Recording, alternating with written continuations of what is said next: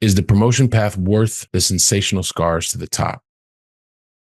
Today's conversation is sponsored by the Billy Keels Advisory Program. If you want to learn more about how to make your 9-to-5 optional, just go to billykeels.com/advising. Once again, that's billykeels.com/advising. Is the promotion path worth the sensational scars to the top? Let's see. This is one of the questions that I get asked pretty frequently. I guess as you're starting, you don't have as much time in your journey. Maybe you're just gone over that decade mark and you're in the corporate world and you're thinking to yourself, well, you know what? You've started to have young children, maybe in your late 30s, in your early 40s, and you start to say, like, technically, and you're asking the question, is the promotion path worth the sensational scars that it takes to get to the top? By the end of this very brief episode, you will have had enough input so that you can make the determination for yourself, right? I'll just let you know that right up front. And in doing so, I, as you know, I like to typically go back and reflect on my own life so that I can help you to think about what is the right decision for you to make in your life, given the context that you're living and the inputs that you have. And my goal is for this to be another one of the positive inputs that you can take to making your informed decision. So, this is one of the things when I've talked about this story a bit, that I took a lateral move, right? So I managed a business that was a $100 million business, or right around $100 million. And that was across Europe, Middle East, and Africa. And this was during the time that I was in the enterprise software sales world. So it was, a matrix organization. So I had some people that reported directly to me, a lot of people that didn't report directly to me. So I had to use influence to be able to get an outcome.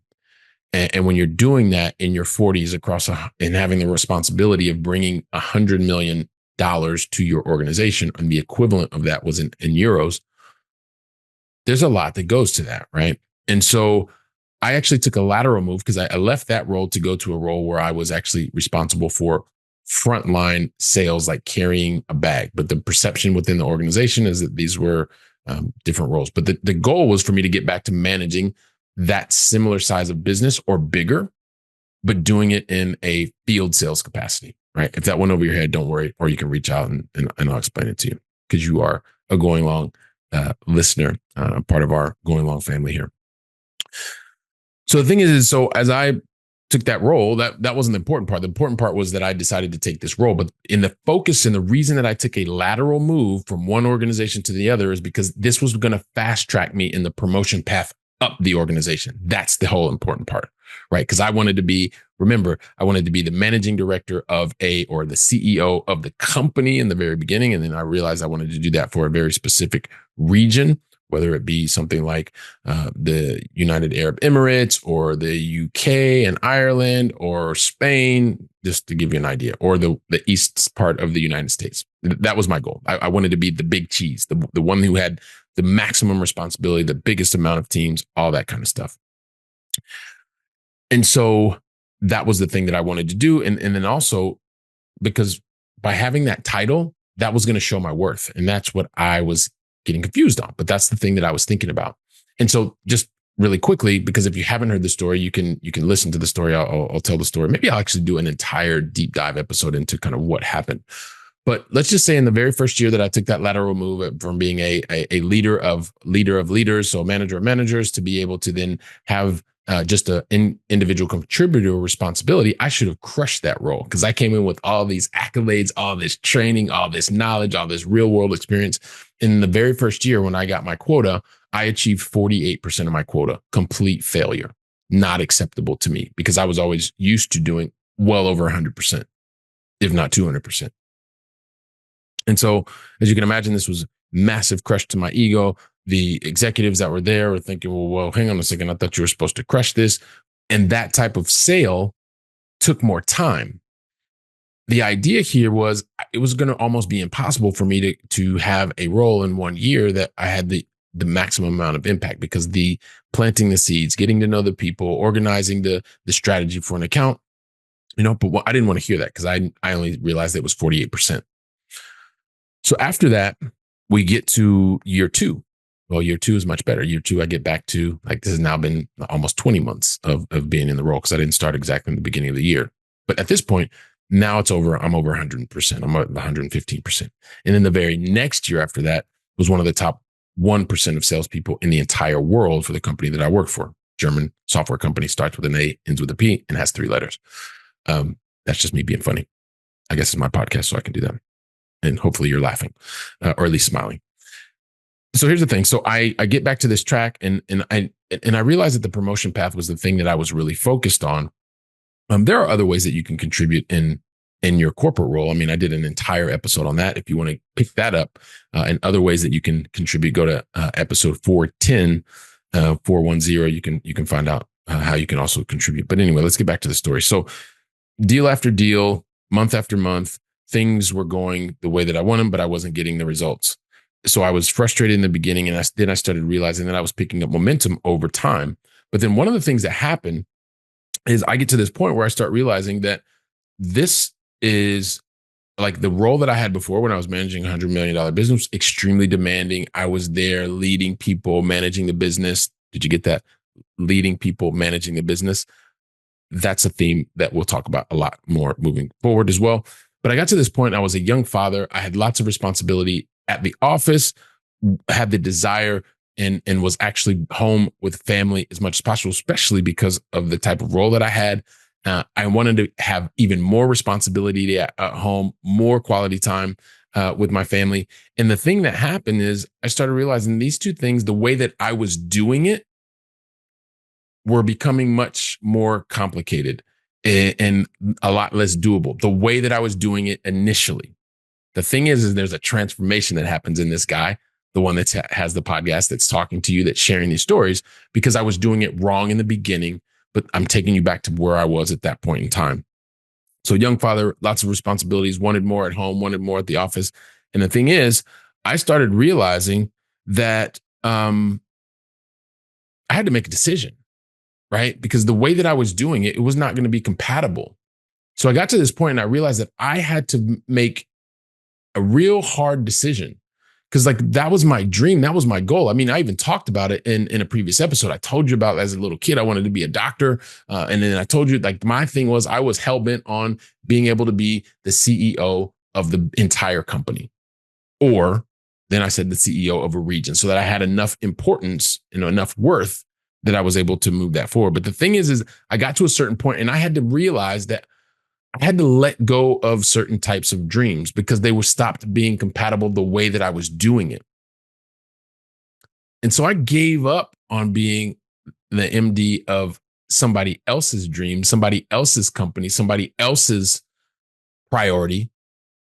Had to let go of that one so that I could catch on to the real dream, which was to be the person who controlled the time, because that was the most important, to be able then to control the destiny and be the CEO of my life, to be able to be much more present at home with family, and also to be able to build my own dream in the way that I was going to serve other people. Literally, if you haven't heard the episode, just go back 2 episodes, 465. I literally go deep and talk about the one specific moment that changed everything, when I realized that I had to give up on a certain dream to catch another one. Right? Go back to episode 465. You'll find out everything about that. But the thing is once I made that decision, like, something happened. One of the outcomes was, you know what? The promotion path that I took this role, because remember, coming back, I took this role, left a $100 million business to go be an individual contributor, then go to manage a business that was much larger. Well, spoiler alert, I never became the CEO of a big company.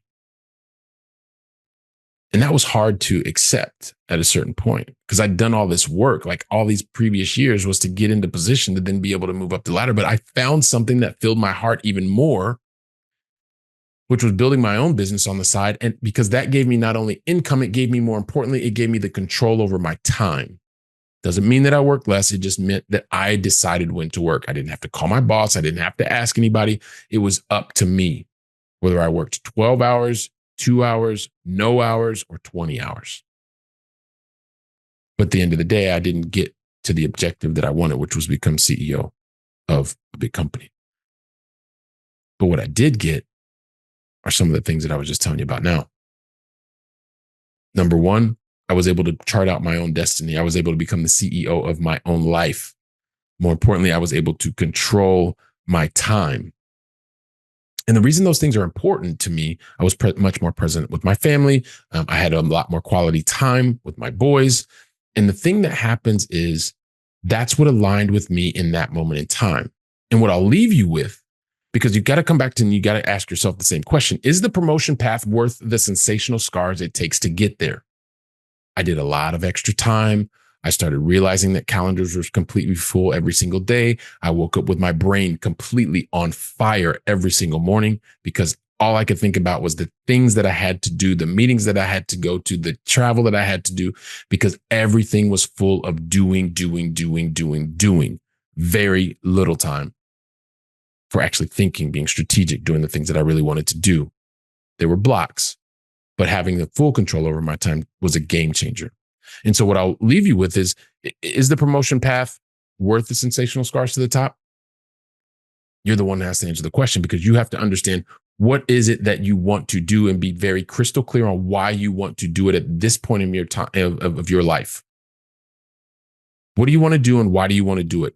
Cling on to that why you want to do it, because it's super important. It's going to get you through the times that are most challenging, the most difficult, so that you can be in alignment with the person who you want to be, because you are being the person you want to be. You're doing the things that you want to do with the hopes that you are able to obtain and have the type of lifestyle and experiences that you want to experience.